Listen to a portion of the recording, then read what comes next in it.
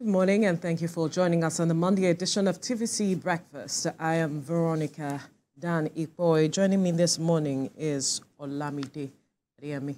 Good morning, Veronica. Good morning. I was about to say a happy new week, but it's been a long week for some of us. Absolutely. It's been a long week for every one of us, even though we were not on set, but wherever we were, it was a long week.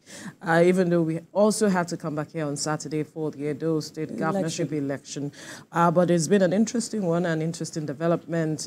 Well, we must say, thank God it was concluded on Sunday yesterday, and that will form part of our conversation later on the program. And also we will be looking at the matter of the possibility of robotics in Nigeria. We've seen other countries making use of robots. How well are we ready, to adopt that into our system? And would Nigerians also want to work with robots at the end of the day? These and other issues will form part of our conversation this morning. But first, let's begin with this story where the President, Bola Tinubu, has directed security and law enforcement agencies to intensify efforts in cracking down on individuals involved in trafficking stolen vehicles. In a statement by the Special Advisor to the President on Information and Strategy, Bayo Ononuga, Nigeria will continue to work with its international partners to ensure that organized crime groups involved in transnational car thefts are deprived of the benefits of their activities. The President acknowledged the recent handover of 53 vehicles and $180,300 by the EFCC to the Royal Canadian Mounted Police on behalf of 2 Canadian citizens who were victims of cybercrimes by Nigerian nationals. President Tinubu also directed all relevant agencies, particularly the anti-corruption agencies, to protect Nigeria's economic and financial integrity from organized crime infiltration. The president also said, quote, Nigeria is not a destination for stolen vehicles and a haven for illicit wealth from foreign countries. My administration remains committed to tackling money laundering, cybercrime, and other financial crimes. End of quote.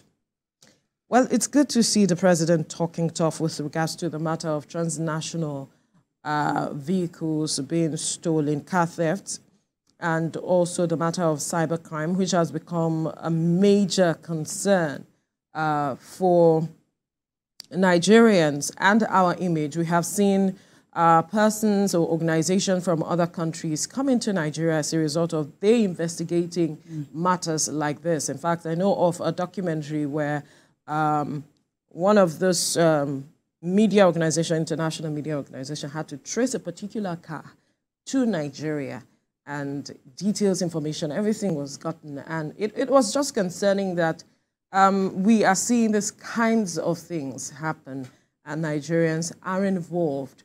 But are we tackling it from the root will be the major issue, because if there are no markets for these kinds of activities, will these persons get involved? Who are their buyers? Who are the persons involved? Then I think that we'll have a holistic approach to tackling these kinds of issues. And talking about, a holistic approach to this, beyond, well, the president also asking the EFCC to tackle this. I think it's most likely an holistic effort, like you mentioned.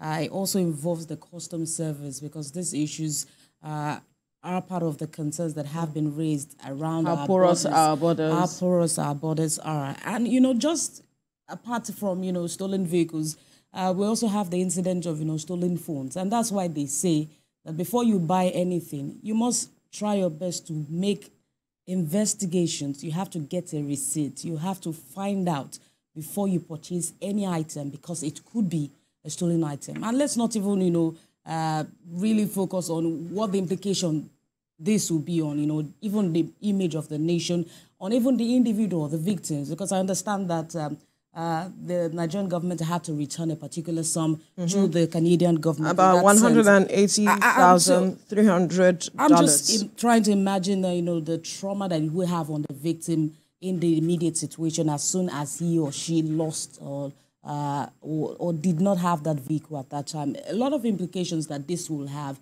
And so it's not just the EFCC that has a role to play. Sister agencies, yes, collaborative efforts to addressing a collaborative this. effort. And let's also, advise Nigerians to continue to put their best foot forward, because taking advantage of possibly our borders or some other issues to partake in crimes, transnational crimes, beyond even stealing, we have human trafficking and other vices that we're also trying to address across our borders. And so I believe that security agencies, like the president have said, will be on top of their game to address these issues.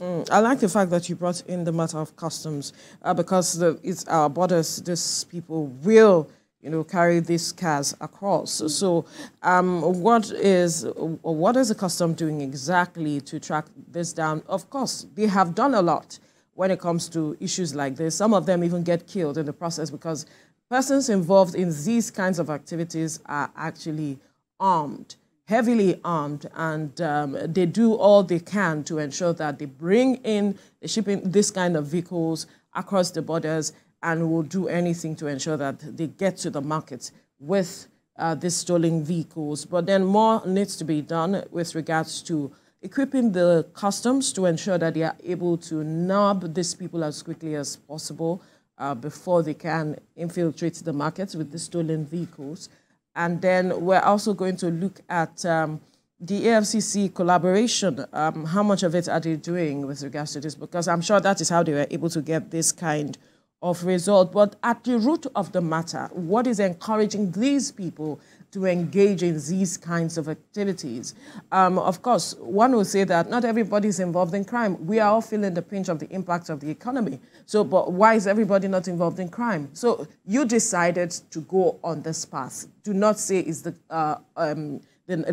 country that forced you on this track. But then how is the country also ensuring that there is an enabling environment for businesses and people to thrive, such that some persons will focus on their businesses, build on it, as against getting involved in issues like this? So we have to look at it from every angle. What are the loopholes? What are we not doing exactly that is giving people these kinds of ideas to perpetuate these kinds of acts? So it's critical that we begin to look at such areas, beam our searchlight on such areas, so that we can close the gaps that we are seeing, state governments doing what is necessary as well to addressing these issues as quickly as possible, because these persons are people's children.